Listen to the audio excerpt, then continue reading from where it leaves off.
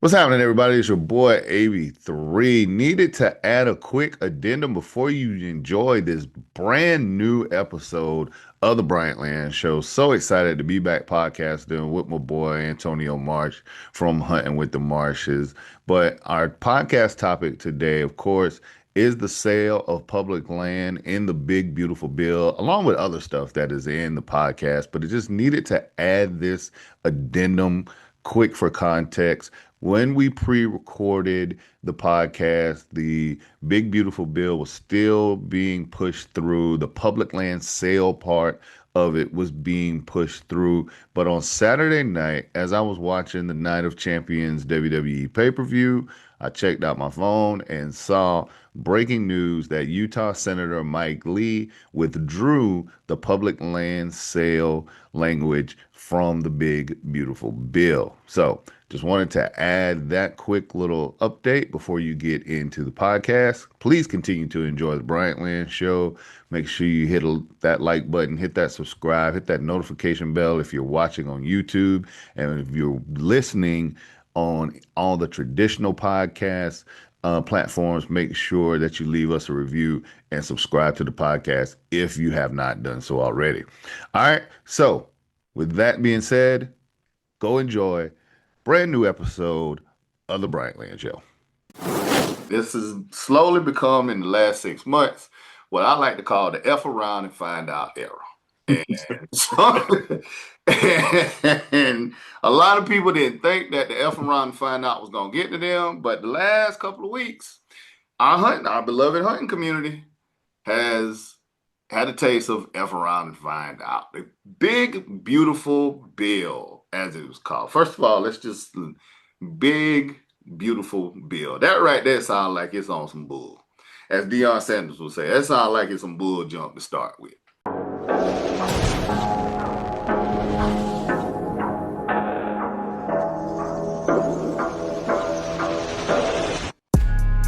All right. It's like King and Jim Ross back together again. King and Jim Ross.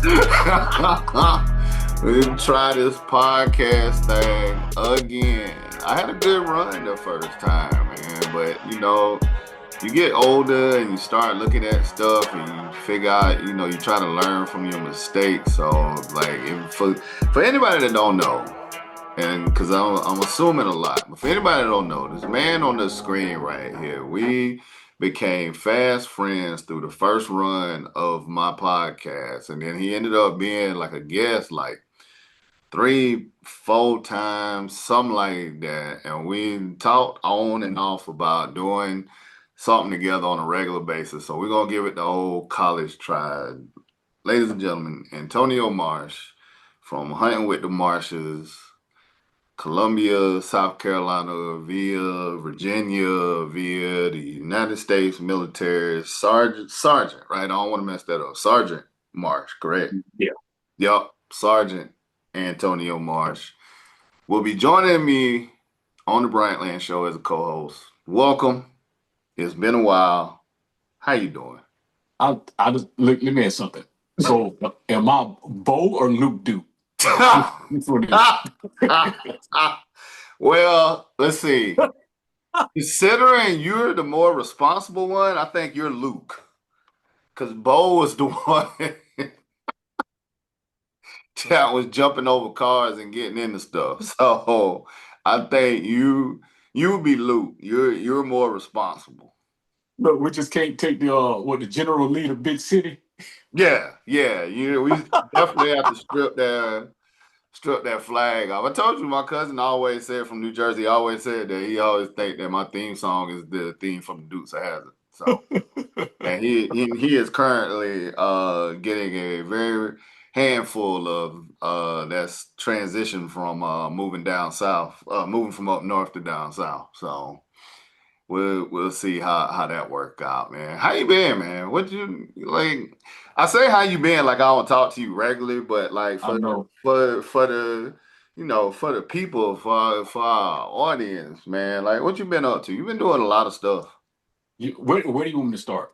You want me to start all these trips I've been taking the I missus on? mean, right. You've been doing more trips and drinking more bourbon than you've been hunting the last couple of years. And every year I try to get you to do more hunting, and you just end up taking more trips and drinking more bourbon. You know what? Let me tell you something. The hunting, that whole getting kicked out of them hunt clubs, that really shot my what's the word I'm looking for? Motivation. It was a setback. And let's be clear, not kicked out as in like they put you out. More of like they sold off the land, which will be a great transition into our topic in a few minutes. But they sold off the land, right? From the timber company sold the land basically to a private owner, and that ended the hunting club, correct? So the last one I was in, the timber company, I think they sold it to someone, but the one before that one, just a private, yeah, the timber company sold it to a private buyer. Yeah. Yeah. See, the timber company, which I mean, timbering is big business in the southeast, and but you're right though, like when you lose your spot to hunt and you don't really, have like a spot, especially a spot close to your home, I can see how it can be a setback, even though you have an extended invitation to come down here for the last, I don't know, 4 or 5 years. Ever since I've known you, I've told you had an open invitation to come down here. But like I said, you take more trips and drink more bourbon than you do actually hunting. Yeah, but you know what? I'm gonna get back. And a lot of that the Fort Jackson hunting too, it's different because when I was in that hunt club, you know, feeders, you Yep, had your two areas. I could come in and out when I wanted to. yep, You didn't have freaking probably 40, 50 people a day coming into the same area. right. So this, I mean, it's an adjustment. Like guys, I'm understanding guys they're killing deer out there, but I think a lot of that is just being out there at the right time. It really Yeah, is. yeah. And we are spoiled. Well, I won't say spoiled because I hate that word. Because spoiled to me is when you just get handed stuff, and neither you nor myself have been handed any damn thing. We have been Yeah. very blessed and very fortunate to either hunt a bunch of private land or a bunch, or be in a hunt club, or whatnot, not really have to fool around with a lot of public land. But like you said, when you got folks going in and out, and then you got people going in boogering up the area, and you don't know what one guy's doing, and one guy hunts this way, and then not to mention you got rifle and bow hunters, all out there. Unless you just really putting in a lot of time, scouting and whatnot out there. It's tough to just kind of go out, on a weekend or a couple of days and try to be successful unless you just, a stone cold killer. Yeah. And then like I told you that one time I went out there when I was trying to get familiar with a lot of the areas and the different stands. And you walk into an area and you look on a tree and you see impact area. I'm like, what the hell? Am I supposed to be in here? Right. Because you not only are you hunting public land, you hunting public land on an active military base. Yeah. So ain't no obviously you know better than I, but ain't no telling what's going on out there. You don't know if they got landmine drills. You don't know if they out there shooting. You just don't know what's going on. And I tell you, it's just too much. But I'm gonna have to until I can go buy some land. You know, I was waiting for them rates to come down a little bit, but and the way we're going right now, them rates like they ain't going nowhere for a while. I'm telling you the buying, of course, I will always be an advocate of buying. Like you will never get me to not say that. Like whole t-shirt says buy land. Like I'm all for buying land. But the next best thing is the leases. And if you can get in like on the like one of these leasing websites, these leasing networks, and they constantly like having land populate like in your area and different area and stuff, is the next best thing. It is the next because they got all sizes. They got really big pieces. They got little small pieces for like 1 or 2 people, or whatever. It's reasonably priced, just depending on where it is and what kind of land it is. That is the next best thing. If you don't want to go out there and grind it out on pub. Yeah, I didn't get with you on that because, like I said, I got so no, I ain't gonna say yeah. I was spoiled with being. I was 23 minutes here, and then the new club might have been like 26 minutes. But now I see land where hey, I might have to go to Winsboro Right. or Florence or out there. It was the other spot on the side of Camden. I'm just like, I don't want to be an Yeah. hour drive, but Lugoff, all you that, know, Elgin, all that, yeah. or like McBee up the Right, road. maybe, yeah, yeah. You What you got know, to watch so out I every don't know. time you leave out of there, you got to watch out for that speed trap that's right there on the highway. Every time I go the back way to Charlotte from Florence to McBee, or not Florence, Timminsville to McBee, and I take that back way, that guy's sitting there. They've been at that same speed trap for almost 30 years, right when you pass the high school in McBee. And every time I go by there, they done caught like two or three people. I'm like, this speed trap done been here for over 30 years. Like, and people still ain't smarting up to it. But that's another tangent for another day. That Miller Hunting Club, oh man. That like I was looking at some the video from when I was there when we went you let me come down there and just the way that thing was set up, boy, it was beautiful. Like when you get a stand, like the climber in there, you can hide pretty good. And just like the path towards like the feeder out in the open and that field and stuff, man. I miss that Miller Hunting Club for you. Cause then they had hogs and everything. Man, that Miller Um, Swamp Hunting Club, that was nice. yeah, that club. I'm gonna tell you. I tell people all the time that club. If if I could have went and say, hey, whoever bought that and just bought a piece that the up front, I'd Right, have took that. right. I'd have took that man because that club was phenomenal. It flooded a little bit when that Yep. water really got a little high, but other than that, man, if I had the money to buy that, I'd have doubled. I'd have beat whoever it was. I'd have beat him out. I'd have bought that land. But the flood, that was the other thing that made it good though, is because that flood would come and that would flush them hogs up to Yeah. because they trying to find higher ground. And you between you and Sydney, y'all killed some good hogs out there. I think we killed seven or eight. Damn, it was that many? I'm gonna say at least. I know I dropped about five myself. I know she dropped two, so I'm gonna say seven, maybe seven. Wow. Yeah, y'all killed like 7 hogs. Y'all killed a couple of good bucks out there. Like that Miller Hunting Club. Whew. Yeah, But so I don't know. We'll see. If it's meant to be, it's meant to be. We'll get some land somewhere and hunt. I don't know. yeah, Until then, no, that's true. But and it's funny because, like I said, hunting on Fort Jackson, which not quite public land. I mean, it's open to the military public, obviously. But it kind of brings me to the topic that I wanted to hit you on today. Um, it's changed since we first started. Like, there's been some developments and whatnot. But Antonio, we the last couple of years, and obviously, let me just start. Like, obviously, with the news breaking the last couple of days, there's obviously some real stuff going on. We possibly like I don't want to be overly dramatic, but like people out here got our country sticking his nose into other people's business, which is what, we've done over the years and potentially, got some of our men and women, going in a potential war and all that. So we realize like the seriousness of everything that's going on. However, on the flip side of that, this has slowly become in the last 6 months what I like to call the F around and find out era. And so, and a lot of people didn't think that the F around and find out was gonna get to them, but the last couple of weeks, our beloved hunting community has had a taste of F around and find out. The big, beautiful bill, as it was called. First of all, let's just big, beautiful bill. That right there sounds like it's on some bull.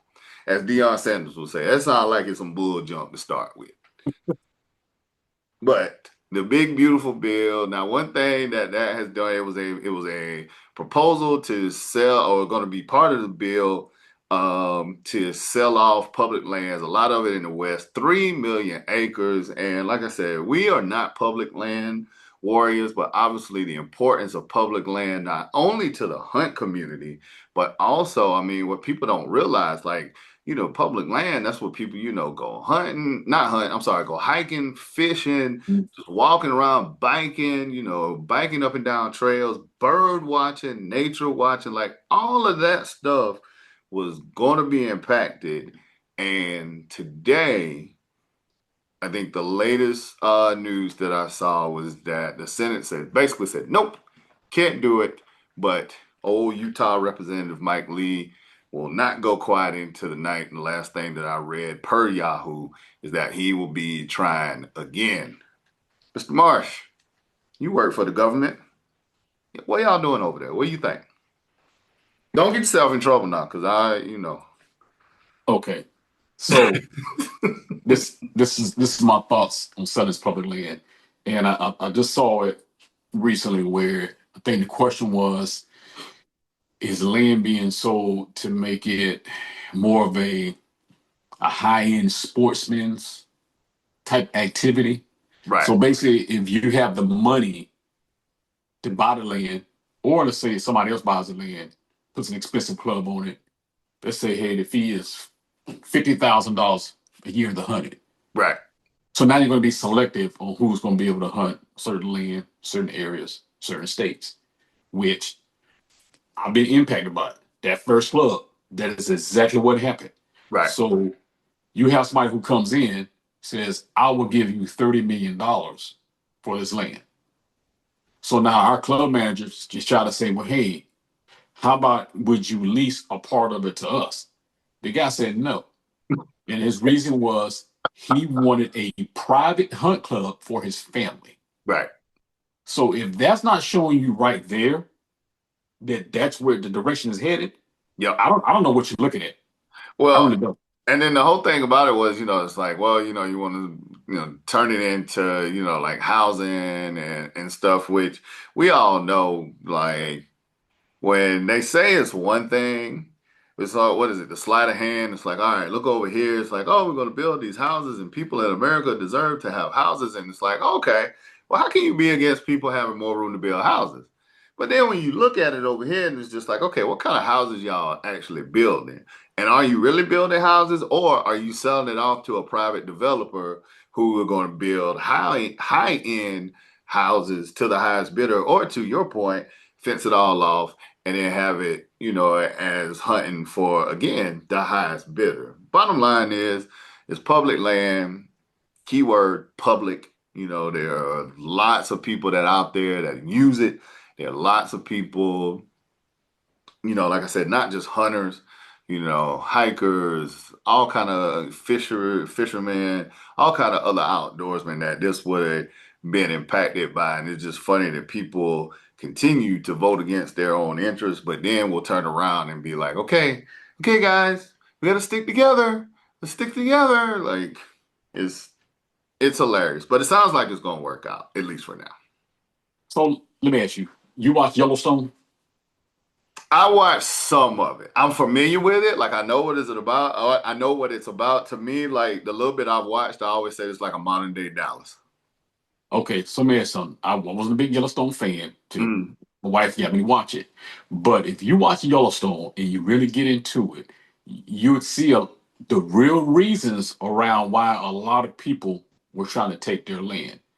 It primary was resort recreation, right. Yep. airport, hotels, skiing. It almost makes me think about the same thing about what's getting or they're trying to do now. And most of it was businessmen and politicians that was trying to take their family's land. Yep. Yep. It was almost like what's going on right now. Yep. And it's funny how that stuff always like seems to mirror real life and mirror, what's going on. But, when you get that's money, land, and you got to think about it too. Land is something they don't make and they don't make any more of, is what I always tell people. Like, people always talk about, like buying land or owning land or having land or, whatever. Like it's something they don't make any more of. Yeah. And the lengths that people will go through, or some people, I should say, will go through to get it is astonishing, or could be astonishing. Like me personally, I'm not surprised. Nothing surprises me like that the government tries to do. Like some people are just like, oh my God, I can't believe they do that. It's like you've been asleep the last 40 years or whatever. Like it doesn't surprise me. But Yeah, yeah. Like you said, yeah, I got to be careful. Yeah, I can tell you some stuff. Yeah, let me be quiet so I can keep my job. I was about to say we don't, we ain't trying to get nobody, no big Maybe, brother and all them folks is listening. Like, yeah, we just trying to have a little podcast here. Don't need nobody showing up at my doorstep in a black suit and it's 112 out here. So yeah. Let me drink some of this rockin' beet juice my wife got me drinking. the wait, so that's another good thing because like I can't really do the beet juice. I take the beet supplements. Have you noticed a difference? I just started drinking them. Now this one really it's not bad. Okay. So this one has like beet, carrot, apple, lemon, Oh, ginger. It's probably not the beet juice that you're thinking. okay. Now, if I drink it, it's tolerable Okay. That's because I fair. don't like beet juice and tomato juice. Oh, mm-mm. Yeah, I don't know when the last time I had tomato juice. I see people getting Bloody Marys on the flights all the time, and I'm just like, tomato juice and alcohol. Like No. nothing about that says it goes together. Yes, it's actually pretty good. It's if you got a fresh market, they carry it. Okay. Yeah. I saw a fresh market the other day in Augusta, and then I saw another one. It's another store that just popped up in Augusta. It's like Fresh Zone or something like that, and they're pretty good. I got like a bunch of blueberries, got a bunch of strawberries, got a bunch of what do you call them thing? Blackberries, some cherries, and bananas. Just like, and I started making smoothies in the morning. Just instead of using the frozen fruit, use the fresh fruit and then spike it like with a little bit of apple juice, and that's been pretty good. And I've been looking to add some more to it, but I was just wondering about the beets because, like I said, I take a beet supplement, and I can tell a little bit, but the good thing about it is you just don't have the taste. Yeah, no, this is pretty good. Now I'm gonna tell you, fresh market, be careful. Now, if you go in there, the Parmesan chicken wings and the almond cookies and the chocolate chip cookies. Boy, listen. How we go from beets and blueberries trying to do the right thing to, oh yeah, by the way, the Parmesan wings be good as hell too. Hey, what my buddy say, man, them wings be busting. You're right. We did go from beet juice to fucking Like that was complete just left. they jacked up the whole A1C theory. I was about to say that. Then that's what that's the whole point of like the what is it, berberine and berberine and the beet supplement. Help with A1C, blood pressure. All the stuff. People our age, unfortunately, we have to deal with all that bull. But yeah, the hard left into Parmesan. Oh my God. My bad, buddy. So I want to circle back real quick to the public land thing and then everything else that's going on. Again, not making light of, possible situations. But you said something to me the other day that I thought was funny. When the stuff first, like the reports and stuff start coming off and it looked like, stuff about to start jumping off. I guess one of your little soldiers said, look like we about to go to war. And you was like, we? Yeah, I've done no, my time. no, no. Actually, it's a buddy of mine. So he's never been in the military. Okay. Yeah, so he sent that message. It's like this. If you haven't served any time, Yeah. you better be careful. Right. Right. So Right. he was like, yeah. He said, yes, I think we better go to war. I said, nah, Pierre, ain't no we. I've done my time. You about to go to war. Just let me know what type of toothpaste you need, deodorant, Oh my God. what else he might need. Hey, we'll think about you, man. We'll empty some Listerine bottles and sneak you some vodka or something there and ship it to you. I'm Oh not, I'm not going nowhere. yeah. My dad was an MP in Korea, and I considered it coming out of high school. And I know I've told you this before, but I've never like said it too much anywhere else. But like, you know, my thing was my recruiting process with the Army. I was immediately turned off because, at 17, you hear, the recruiter comes in and they give you the whole spiel, yada, yada, yada, and you look at the information and whatnot, and you're like, okay. But the thing that turned me off immediately was like when they came to my house and he bought this, very nice looking, heavy chested woman to my house. And she's told this sob story about how she went to South Carolina and she ran out of money and she had like the tightest like army t-shirt on. It just said like army across. It's just like right here in your face.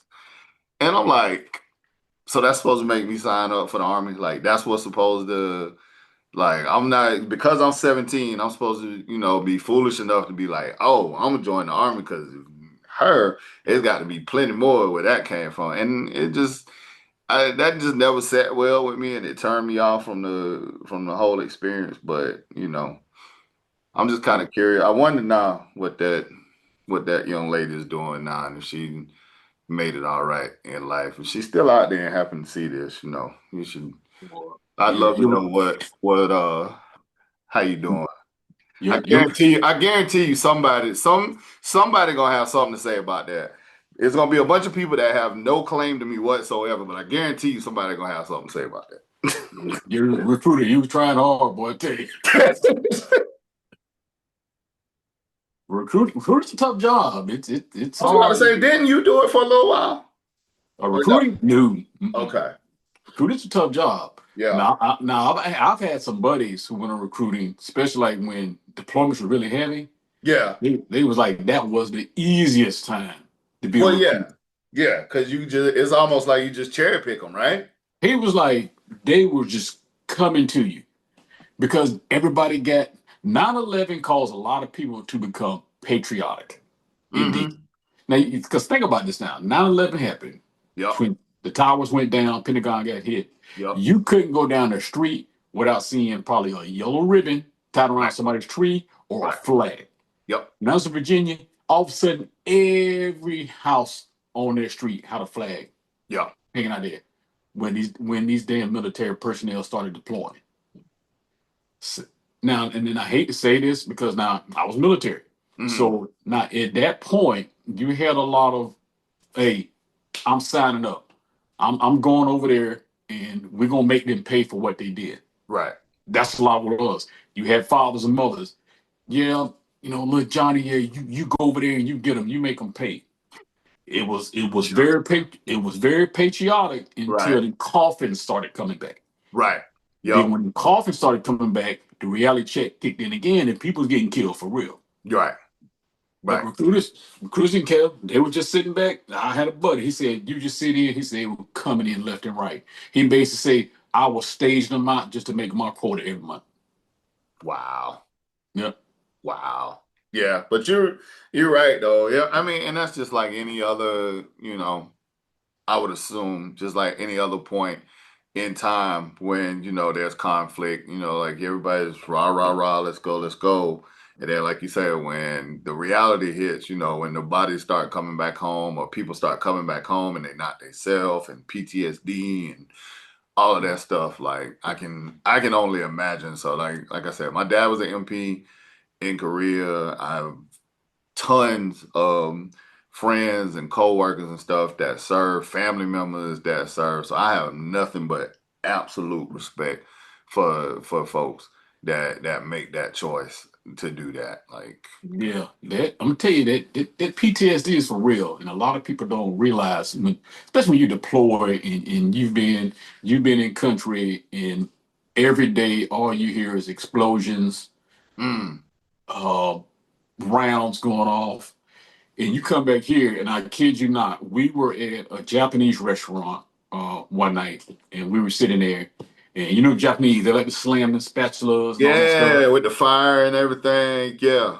So the guy knows next to me, every time the dude slammed the spatula, he would jump. Hmm. He would jump. And I was like, what's wrong with this dude? And Right. after he got done, we were sitting there talking. He was like, man, he said, I apologize. He said, I just came back from Iraq. And he said, stuff Mm, like that just triggers me when I hear loud noises. right. And people don't realize when you repetitionally hear stuff like that over and over, cars, the vehicle backfire, door slam, Yep. somebody slam something down, that just triggers a lot of memories what you've been through. And Yeah. that's hard when you talk about somebody been over there. I know guys been over there 6, 7 deployments. That's tough. Yeah. I don't wish that on nobody. And that's my wife. She was kind of like, listen, because we got out right when those deployments started. Mm, And she made it clear. She says, listen, I'm not deploying anywhere so somebody else can raise my children. mm, She that's says, real. because it may be a case where we both deploy at the same time, Right. or you deploy, I'm here, I deploy, now you're here. I've known people, deployments have caused them to get divorced. I got a friend right now. She said, yeah, we got divorced because we were deployed so much. It's like we didn't know each other anymore. And Wow. that's a big toll, then deployments, kind of play on people. So right now, it's just we gotta be real careful, because the Yep. thing is, when you get into wars aren't short. Wars go on for a minute. Right. And you got to be very leery of, now we talking about going back over to another country. And I think Iraq and Afghanistan, we learned a lot, because even though we have one of the best militaries, no, we have the best military in the world, Mhm. you still don't want to get in those situations where you got to worry about, you know, casualty notifying people's families because your son, your daughter, they get killed in combat. That's I don't think that's something we need to get back into. Not no time soon. Yeah. Not especially having a son in the Air Force. I don't want to see that happen. Not right now. Yeah. Yeah. That's and all of this stuff is real. Like, and it's like you said, it's all good until it's somebody that you know, or until it actually hits home and land in your footsteps. You know what I'm saying? Land in your front yard. So Hmm. we can keep that young fella lifted up, and like the old saints say, keep him lifted up in prayer, and pray that everything work out, so you won't even Yeah. have to deal with none of that kind of stuff. But let's turn this thing around in on a high note. I see, like I said, you put down your bow, you picked up your bourbon glass. You got a lot going on back there, sir. Like, what? I see 1792. I see a big old blue P. I see Maker's Mark. Like, I got another topic for bourbon specifically we're gonna get into on another podcast. But just like real quick, like what made you get into like the bourbon? Like, was it okay? Like, I can't really hunt right now, so I gotta find something to do. Like, what was the what led you down that road? I guess. Okay. So we was building the chateau. Oh yeah, the Marsh Mansion. Yeah, 6,000 square feet. That's right. Right next door to the former mayor of Columbia. That's right. See him John Chateau. wave waving at you. Good morning. Yeah. Yeah. Well, yes, ladies and gentlemen, he termed created that phrase or term chateau Yeah, when the we first came Chateau. out here and saw it. Yeah, Chateau de Marsh, the Marsh Mansion. That's right. So, okay, so here's what happened. So I don't even know how, when you come in the house, the room to the left where I have all the bourbon in. Yep. So one of the builders, we were building a house. He kept calling it the cognac room. But every time we sat down and did the floor plan, I said, what is this cognac room y'all keep talking about? He was like, oh, the room to the left, man. He said, we just call it the cognac room. I said, the study? He said, yeah. So he was kind of like, man, he said, when you finish up, man, you should put like some bourbon and some other stuff in there.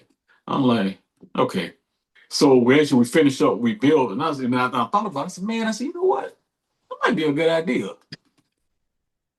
So I went to the missus and said, hey, what do you think about it? You know, put some cabinets, a couple bottles, stuff in there. She was like, oh, okay. So the bottle that you see this, the cabinet that you see this stuff on, I Mhm. started off with I think maybe 5 bottles, maybe 6, and Wow. it got a little out of control. Yeah, because you can't even see like the ones that's actually like inside in there. But Yeah, you feel me? it's a whole it's just like anything else, man. Like just like me with bow hunting and stuff. Like it's a whole culture, and you can just go down a rabbit hole. And once you get into it, especially if you really enjoy it, like you just keep digging a bigger hole. So yeah, so the Christmas, we were all so my wife and I, we had went downtown. We was Main Street somewhere and went to go eat. So we came back. So you know what that Zestos was on? Oh my God, what's that? Talking about Forest Drive? Forest Drive. Yeah. So you Yeah, know they just closed they that. closed it. Yep. Yeah. So there's a store there, Morganelli's. So I was going in there a lot, talking to the guys who was getting like some good bottles. You know, they was hooking me up. I give them some samples. So we came back. I said, so Kimberly, look, I said, let me take you over there and introduce you to the guys at Morganelli's. So we went to Morganelli's. So I walk in and I go straight to the back. So we walking in. She's like, what are you doing? You can't go in there. I said, what do you mean I can't go in there? I said, yes, I can. So I walked in. I was like, so the guy was like, he said, hey, Antonio. I said, what's up, Mike? So we in there talking. He said, come on in. I said, hey, this is my wife, man. I just want to come by and introduce you. I said, well, where's Dave at? It's over. Dave's off today. He's gone. So we come in. He was like, well, ma'am, you want to try something? And she was like, try something. He said, yeah, yeah. What do you want? So we all in the back, like in a secret room. You ever watch did you ever watch the Blacklist when it came on NBC?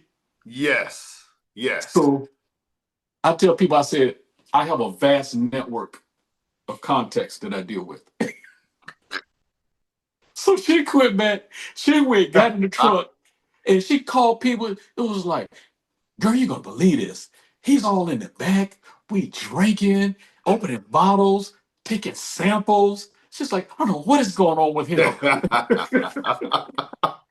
that that you know what though? That hey, that's a good time. That's a good time. Like I went to my first winery back in the fall. I'm sorry, back in the spring when I was on the road. And like I'm not a big wine person at all or whatnot, but just that experience of going through, especially when you get like the top shelf experience, like, because the guy that was with us, one of our announcers that was with us, he hooked it up and everything. So, we got, top shelf experience or whatever, and you get your charcuterie board and whatnot, but then you just going through the winery, you tasting like all these different wines and stuff, man. It's a good time. It is a good time, and for somebody like you that only rolls in first class, you basically Ric Flair status. It's Oh first yeah, class or no class. I'm telling you, hey, when you walk past, don't stop, keep it moving. All right. I'm trying to get my biscotti cookies, my my buffalo cream. My wife getting her Oh my mimosas. God. The kids be looking at you. I'm like, be the kid, keep it moving. They got different cookies. Yes, these are not row 33 cookies. He's These are row not 2, 1 through 33. 5 cookies. These are not row 33 cookies. We got chocolate fudge on the back of these cookies. Oh my God. That's what happened. That's what happened when you take a trip with somebody and you got status and they don't, and you get an upgrade and they be looking at you like, well, you gonna let me know. I earned this. Get y'all, I don't know what to tell you. That goes for anybody, kids. What, whoever. Hey man. Hey. Hey, I'm telling you, hey, vacation last year, but kid was back. So my daughter was like, Dad, she said you should do a playlist and we could all listen to your music. I said, sweetheart, that's probably not gonna work. She's like, well, why? I said, well, we're in three C and D. I said, you're in 23 D, E, and F. Cold blooded. After we eat, I'll come back and check on y'all. Cold blooded. I'll come back and check on y'all. Oh my God. Matter of fact, I did. We had what did we have? Was it prime rib or something? I went back there. I was like, "What's going on?" I was like, "Did y'all eat?" Just so. Then you gotta rub it in. That is horrible. That is terrible. Now look, I now on my behalf, I did give them my card to get one of them little lunch boxes while they was back Get off my computer. You talking about eating prime rib till I gave you my card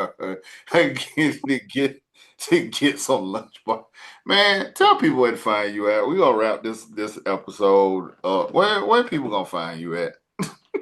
there. And you know, I'm what we at hunting with the Marshes on Instagram. Man, I guess say I need what to are do it. we? Yeah, I ain't been in there so dollar I long. was So about to say, you can tell it's been so long since we had to do this. It's like, wait a minute, what are you? Um, but yeah, he is at Hunting with the Marshes on Instagram. I am at official Bryant Land on everywhere. You can watch this podcast on YouTube, Bryant Land, or you can listen to it Apple, Spotify. All the longtime Bryant Land Show listeners.